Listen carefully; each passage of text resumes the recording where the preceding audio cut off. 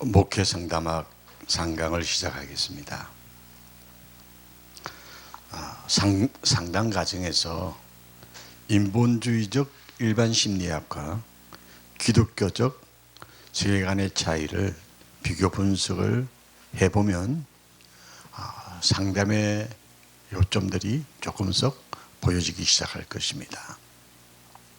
일반 심리학이라는 것은 다음과 같은 원칙이 있습니다. 절대적인 것이 없다는 것입니다. 그리고 인간이 중심이 되어집니다. 그리고 실존주의적인 의식이 강합니다. 어찌 보면 인본주의 중심이라고 할 수가 있습니다. 유명한 학자들 가운데는 로저스, 올포트, 마슬로우 등 인본주의적 의식 속에서 사람 중심 상담을 하는 사람들이죠. 그리고 실존주의적으로는 게스탈트, 프라이볼, 그리고 프랭클 등 학자들이 자리를 잡고 있습니다. 이렇게 인본주의적 심리학 속에는 진화론을 수용합니다. 그러므로 중거점이 없다는 사실입니다. 어떤 핵심적인 이점이 없는 것이 일반적 심리학의 요소들이죠.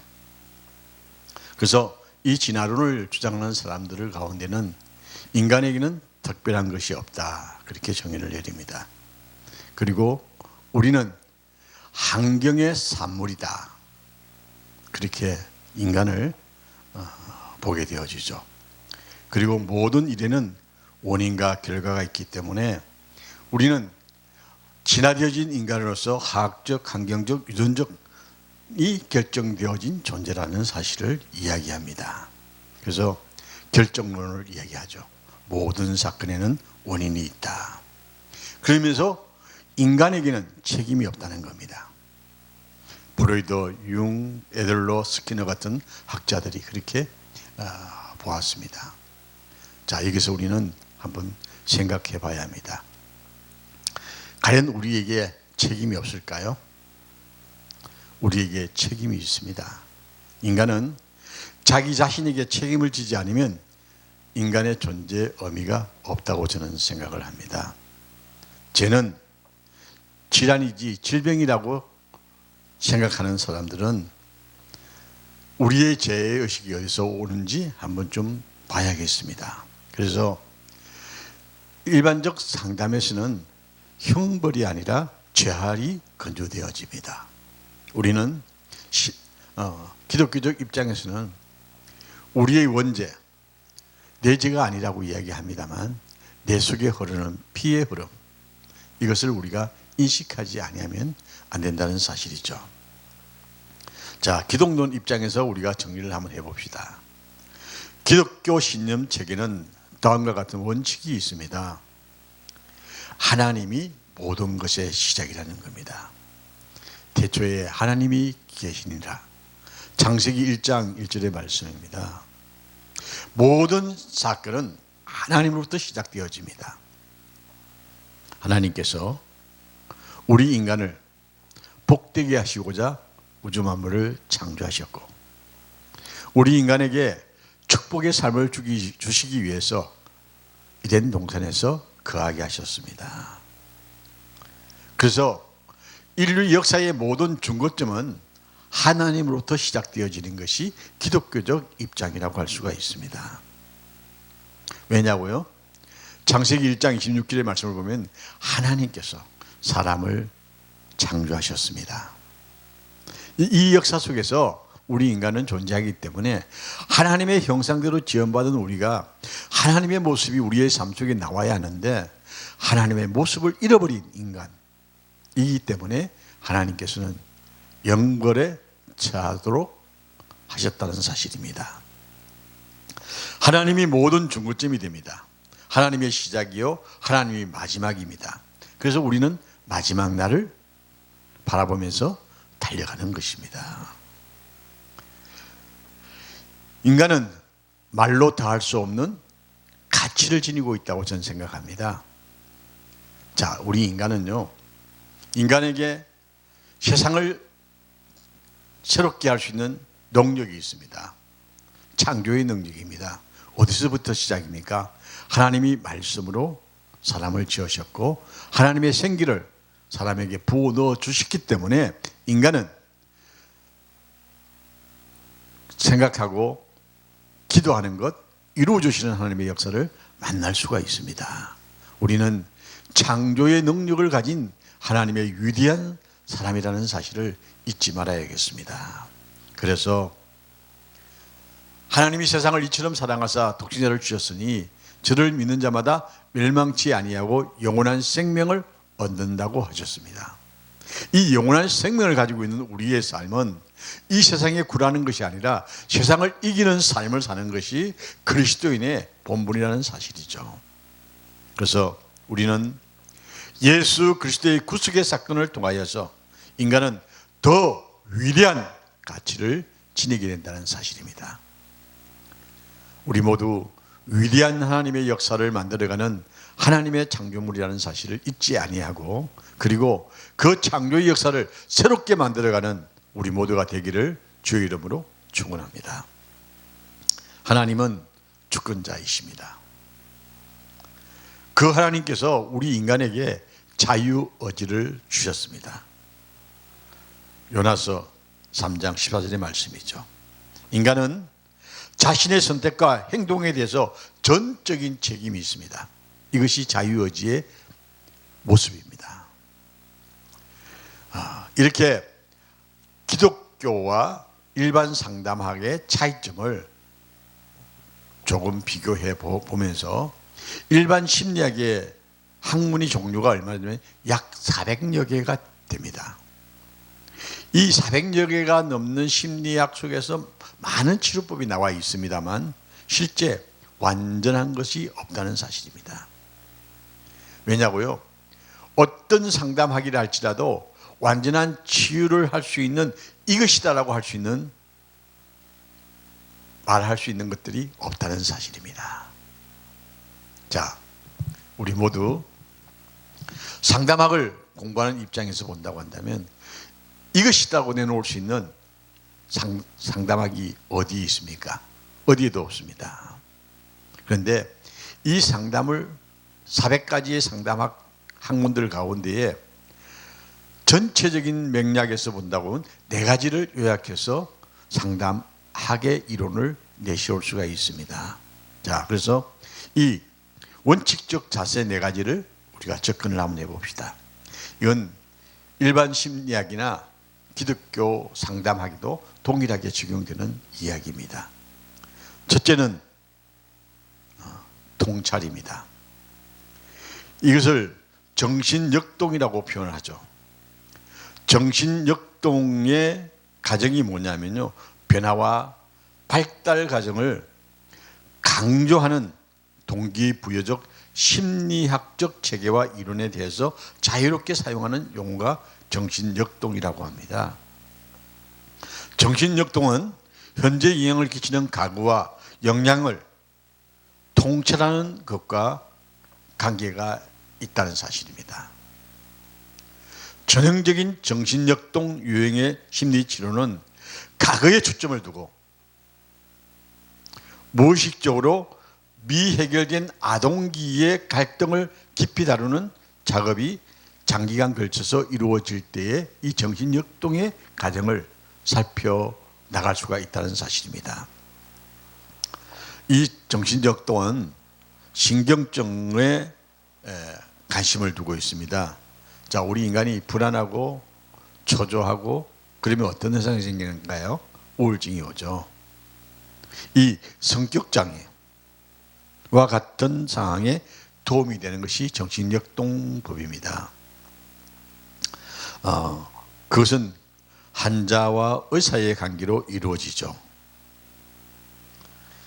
정신분석학의 아버지라고 불리우는 지그문트 프로이드, 이 사람을 비롯한 칼 융, 알프레드 애들러, 엘레인 프롬 같은 사람은 정신역동을 가장 우선화했습니다. 그래서 이 정신역동의 과정을 찾기 위해서 과거로 가고 아동기 때에 상처 입은 것을 뒤지기 시작하죠. 그래서 프로이드는 모든 심리학의 기본이 성으로 되어 있음을 이야기합니다. 현재에 와서는 좀 더 대중적 접근을 하고자 대상관계, 자심리학, 자기심리학으로 가장 폭넓게 사용되어지는 학문을 이용한 정신역동입니다. 그래서 자아심리학은 미국 학파 중심입니다. 인생 전반에 걸쳐서 발달 과정을 심리학에서 자아와 관계를 둔 학문을 연구한 거죠. 그래서 이 자아심리학은 에릭 엘릭슨, 하이처 하트만, 안나 프로이드 이런 사람들이 앞서서 이끌어가고 있었습니다. 그리고 자아심리학과 동일시하기보다는 조금 차이는 둡니다만 자기심리학이라는 학문이 있습니다. 이 자기심리학은 생후 초기, 태어남에부터 시작해 중요성을 많이 강조하죠. 자기를 다른 모든 사건과 가정을 해석하는 중추적 개념으로 보고 내면화된 대상들 간의 심리적 관계가 일어나는 단독적인 정신구조가 아니라 그와 함께 다른 요소들이 합쳐졌다. 그래서 자기심리학이라는 것은 나와 너 함께 병합되어지는 모습을 가지고 있습니다. 이렇게 정신역동을 중심에는 이런 학문들이 자리를 잡고 있습니다. 이 정신역동에 있어서 우리가 가장 중요하게 생각해야 할 것은 뭐냐면요, 아동기 때에 발생한 자기 속에 있는 아이의 모습을 끄집어내는 역할을 한다는 사실입니다. 이렇게 통찰 과정이 있습니다. 두 번째는 인지행동입니다. 이 인지행동은 행동주의 학파에서 비롯된 인지행동 치료로 현재 여기라는 상황과 개인적인 책임을 강조하고 있습니다. 지금 여기 나는 무엇하고 있는가? 지금 여기 있는 나는 어떤 나인가? 나는 누구인가를 찾게 하는 심리학적인 접근이 인지행동입니다. 실제로 프로이드, 융, 스키너 등 초기 연구가들의 결정론적 접근도 그다지 효과가 없었기 때문에 지금 인지행동에 대한 것은 굉장히 많이 발달한 과정입니다. 존 왁슨이라는 미국 학자가 행동심리학을 만들었죠. 그래서 스키너 같은 사람은 얼마 전에 한 10년 전에 작고하시는데 이런 분들이 학문을 만들어내기 시작했습니다. 스키너나 존 왁슨 같은 사람은 둘 다 행동과 성격은 환경에 의해서 결정되어진다고 봤습니다. 이것은 뭐냐면요, 인간에게는 자유의지가 없다는 이야기입니다. 모든 인간은 자기 스스로 선택이 아니라 환경에 의해서 만들어졌기 때문에 이 인지행동은 하나님의 존재를 전혀 의식하지 않는 학문이라고 볼 수가 있습니다. 그래서 이들은 자유의지가 없는 인간이기 때문에 모든 것들이 외부로부터 변화를 일으키고 시도를 함으로 말미암아서 행동 수정 방법을 개척합니다. 자, 지금 나의 행동이 잘못됐다면 이 인지 행동을 바꾸자. 이 바꾸는 방법은 이런 것이다. 다시 말하면 사람을 로봇화시키는 과정이라고 할 수가 있습니다.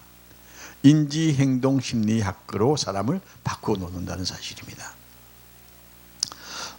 요 근래에 엘버트 앨리스 같은 학자들은 굉장히 인간 자유 의지를 밀어내고 자기 환경 속에서 자기를 찾게 하는 방법들을 많이 연구하고 있죠.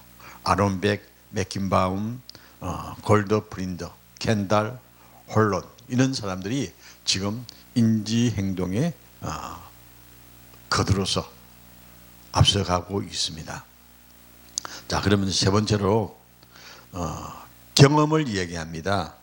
이 경험주의는 형상학적, 인본주의적, 실존주의적 현상 균형의 치료의 방법입니다. 현재의 감정에 초점을 맞추는 겁니다. 지금 나는 어떤 상황인가? 지금 나는 어떤 모습을 가지고 있는가?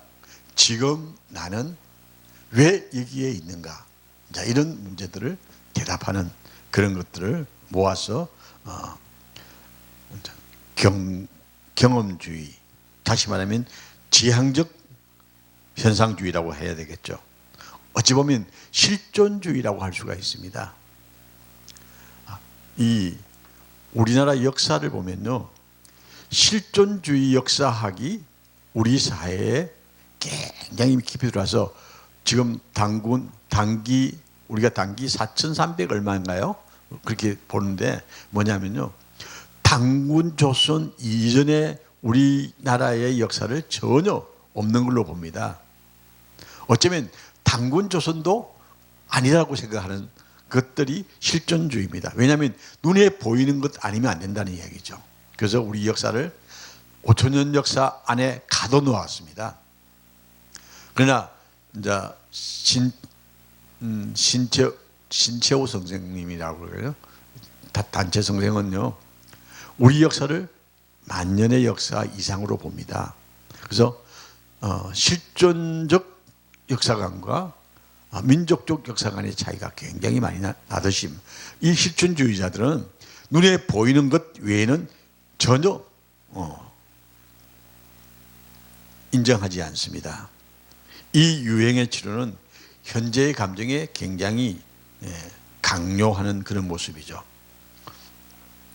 경험주의적 접근은 내담자 중심이며 무조건적인 수용으로 경청하고 정화시키고 자기 수용과 공감과 같은 것을 강조합니다. 이렇게 경험주의 속에는 실존주의적 의식이 강하기 때문에 경험주의를 갖다가 어떻게 하냐면 그 사람의 이야기에 초점을 맞춰버립니다. 그래서 실수하는 것들이 많이 생기죠. 자, 상담자가 거짓말을 하면 어떻게 하나요? 그것도 다 수용해야 합니다. 그러면 그게는 피할 수 없는 괴리가 발생할 수 있다는 사실입니다. 이것은 좋은 상담관계를 형성하는 것은 맞습니다. 그리고 자존감을 세우는 데는 효과적입니다. 그러나 이러한 실존적 인본주의적 심리치료는 유실론적 사고로 흘러갈 수밖에 없습니다. 그래서 유실론적 사고는 뭐냐면 무실론을 낳게 되어 있습니다. 지금 그 사람밖에 없다는 이야기입니다. 지금 그 사람이 실수하고 실패한 이유가 주변 환경의 탓이지 그 사람의 탓이 아니라는 겁니다. 그러면 동기 유발을 누가 했을까요? 본인에게부터 시작인데 그걸 인정하지 않는 가정으로 갈 수밖에 없는 모습이 경험주의적 의식구조라고 할 수가 있습니다. 저는 케거케고르라는 심리학자를 참 좋아합니다. 근데 실존주의죠. 이 케거케고르는 다른 인본주의와는 접근하는 방법이 다르죠. 인간은 자신의 삶, 책임 있는 행동을 해야 된다. 자유행동이 있어야 한다는 이야기입니다. 자유행동이라는 것은 자유의지에 가까운데 자유의지라는 표현을 하지 않는 것은 이 케거케고르는 하나님을 알지만은 학문적 입장에서는 하나님과의 관계를 조금 뛰어넘는 모습이 보여지는 그런 학자라고 저는 생각을 합니다. 어쩌면 빅토르 프랭클이라는 학자를 제가 심리학에서는 굉장히 좋은 학자로 평가를 하고 있습니다만 이 사람은 어미치료를 중시하죠. 빅토르 프랭클은 나치의 시절에 수용소에서 굉장히 고생을 많이 하신 분입니다. 그래서 여기서 프랭클은 심리치료의 주류는 윤회, 영성, 신비술, 신의 수준으로 인간을 높이는 등 이 동양 종교와 서양 종교의 초자연적 요소를 혼합하고 있으며 그 중에 많은 수가 뉴에이지 운동과 연계되어 있다는 사실을 우리가 알아야 할 것 같습니다. 자, 이 어미치료는 우리가 참 많이 시대에 맞춰서 만드는 학문적 요소가 많이 있습니다. 그래서 혼합적 사고, 뉴에이지 운동과 굉장히 관련이 있다는 사실입니다. 오늘 제가 뉴에이지에 대해서 좀 말씀드리고 싶은데 오늘 강의를 마치고 아마 다음 강의는 뉴에이지에 대해서 좀 이야기를 해야 할 것 같습니다. 이제 네 번째 방법입니다. 의학입니다. 의학의 치료법이죠. 그래서 이렇게 일반적 상담을 한다 그러면 이 네 가지 안에 들어가야 되는데 경청과 그리고 통찰 그리고 인지 그리고 의학 이 네 가지가 상담 심리학에서 사용되어지는 요법이라고 할 수가 있습니다. 의학은 정신과학 과학이라고 해야 되겠죠. 정신과학이라면 의학을 이야기합니다. 정신과학 약품을 투여해서 의사의 처방이 필요한 요소가 있죠. 이렇게 우리가 정신질환에 사용하는 다량의 신경 안정제를 우리가 의학에서 찾아낼 수가 있습니다. 그리고 불안에 사용하는 소량의 신경 안정제, 우울증에 사용하는 항우울제 이런 것들을 이야기합니다. 그리고 조증에 사용하는 리듬 이런 것들 있죠. ADHD라고 그러죠. 과잉행동장애, 주의력 산만, 주의력 결핍 이런 사람에게는 ADHD 치료제를 사용하죠. 이렇게 의학의 힘으로 사람을 치료하는 방법을 만들어가는 심리학 요법도 있다는 사실입니다. 자, 우리가 이렇게 하면서 통찰을 우리가 다시 한번 본다면 이 통찰은 과거를 다루게 되어집니다. 통찰만으로 변화가 일어나지 않을 경우는 왜 그런 식으로 행동하는지, 왜 그렇게 해서는 안 되는데 그 이유를 다 알 수가 없기 때문에 과거에 집중합니다. 그래서 통찰 지향 상담의 가치라고 표현하는데 내담자로 하여금 그들이 어디서 왔는지 어느 정도 이해하도록 도와서 과거의 전철, 세대적인 속박, 그리고 되풀이하지 않고 적개심과 선뿌리를 파악하고 미해결된 죄책감을 해결하고자 하는 것이 기독교적 통찰 방법입니다. 기독교적 통찰 방법은요, 다른 일반 심리학과는 전혀 다르게 그 사람의 선뿌리에 관심이 가장 많습니다. 피의 흐름이라고 할 수가 있죠. 그래서 기독교 통찰은 피의 흐름에 중점을 두고 있다. 그렇게 생각하면 좋습니다. 그리고 인지 행동도 생각에 초점을 맞춥니다. 지금 여기 왜 있을까 하는 것에 관심을 둡니다. 사람은 컴퓨터가 아닙니다. 그러므로 사람들은 감정을 가지고 있습니다. 그 감정을 고려해서 그 사람의 모습에 대한 것을 찾아내는데 지나치게 지시적으로 흐르지 않도록 기독교는 그 방법을 달리하고 있습니다. 그 사람과 대화를 통해서 그 사람의 행동에 대한 자기 반성을 할 수 있는 모습과 그리고 이런 행동이 좋은 것을 증거하는 그런 과정이라고 해야 되겠죠. 세 번째로 경험주의적 기독교적 의식 구조는 상당관계가 동로관계로 변해야 합니다. 인간은 기본적으로 선량한 존재만은 아닙니다. 타락한 속성을 가지고 있습니다. 이로 인해서 우리는 쉽게 진리에서 멀어지기 시작합니다. 우리가 신앙의 생활에서 떨어져 나가는 이유가 뭡니까? 타락한 속성을 쫓아갈 때에 우리는 하나님께 멀리 나가게 되어집니다. 하나님은 우리를 기다리시는데 우리는 세상과 짝하기 시작하죠. 이것이 인간이 가지고 있는 모습입니다. 그래서 감정도 중요하지만 의지할 만한 것도 아니라는 사실입니다. 감정을 너무 강조하다 보면, 지나치게 강조하다 보면 불균형이 생기기 시작합니다. 그래서 감정이 아닌 인지 행동을 첨부한 경험주의를 이야기를 합니다.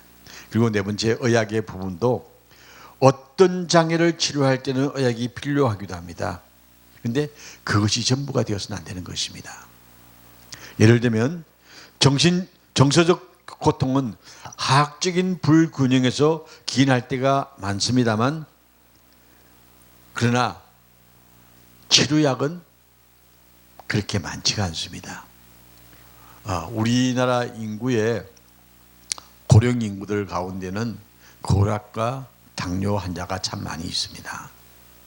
물론 환경의 요인이 많이 있습니다만, 어쨌든 그런 의학적으로 고혈압 그리고 당뇨병이라고 이렇게 정의를 내리는 환자들이 많이 있죠. 그런데 과연 치료약이 있습니까? 치료약 없습니다.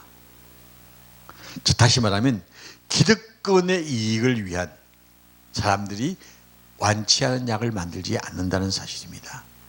제약회사들의 단합에 의해서 그 약이 나오지 않습니다. 충분히 치료할 수 있습니다. 그럼에도 불구하고 치료약을 만들지 않습니다. 아마 우리 이제 치료하는 방법들이 몇 가지가 자꾸 나오고 있으니까 그때 되면 제약회사도 치료약을 만들겠죠. 그런데 완치하도록 만들지 않습니다. 왜냐하면요, 그 환자는 영원토록 자기 환자이기 때문에. 돈벌이에 연연한 제약사들은 절대로 치료약을 만들려고 하지 않을 것입니다. 자, 이렇게 결합이 되어져서 약 남용이 많기 때문에 의학성이 잘못 전달되는 것이 많다는 사실입니다. 기독교적 접근은 성경과 성령, 기도에 부여된 통찰, 신념, 감정, 의학 등이 위치에 따라서 달라진다는 사실입니다. 그래서 우리는 심리학적 측면의 접근이 아니라 기독교적 접근을 하기 위해서 우리에게 언제나 단점이 있다는 사실입니다. 이 단점을 보완하고 갖춰 나가기 위해서 말씀에 초점을 맞춰지도록 노력하는 것이 기독교적 상담 방법이라는 사실입니다. 자, 우리 기독교적 접근을 위해서는 적절하게 접근하기 위해서는 과거, 현재, 미래를 찾아보되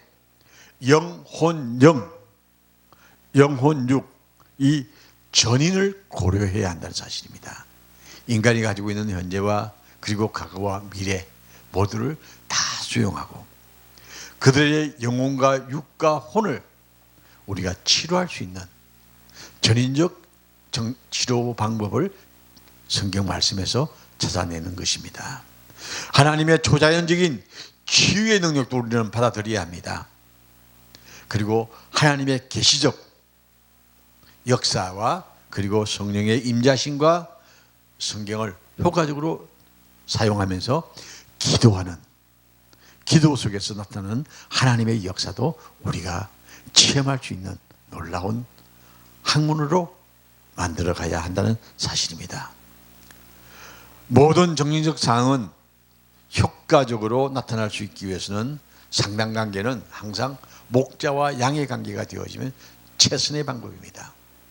그런데 그렇지 않으면 제자와 스승의 관계도 괜찮습니다. 양육자의 관계가 된다고 한다면 거기는 사랑이 듬뿍 담길 수 있겠죠. 우리는 상담을 하면서 내담자를 우리는 양육자라고 생각할 수 있는 사람의 모습을 가져야 합니다. 그 사람을 잘 양육해서 하나님의 온전한 사람으로 만들어갈 수 있는 그런 관계를 가질 때에 심리적 효과가 더 강화될 수 있다는 사실입니다. 조화로운 전체적인 결합으로서 성경적인 것과 심리는 효과 있게 통합하는 겁니다. 병합하는 겁니다. 모든 상담 이론은 저마다 그 기초가 되는 철학들이 내재되어져 있습니다. 그 심리학 속에는 항상 깊은 철학이 있기 마련입니다. 그런데 우리의 철학은 무엇인가요? 하나님입니다. 하나님이 내 속에 그리고 내 안에 계셔서 나로 하여금 하나님의 역사를 이루어갈 수 있도록 도우시는 그 역사가 있다는 사실을 우리가 믿을 때에 이러한 바탕 위에 서 있을 때에 유실론자, 무실론자, 불가지론에 따라 똑같은 치료들을 방법을 따라가는 것이 아니라 하나님의 역사를 증가할 수 있는 그들과 전혀 다른 놀라운 역사를 이루어낼 수 있는 학문으로 발전할 수 있다고 저는 생각을 합니다. 자, 힌두교인과 기독교인 어떤 관계일까요? 그리스도인과 인본주의자들, 그리스도인과 근본주의자들. 자, 오순절 교인과 가톨릭 교인은 같을까요? 전혀 다릅니다. 의식이 다르죠. 이렇게 같은 교인이라고 해도 그 교단에 따라서 굉장한 차이점이 있습니다.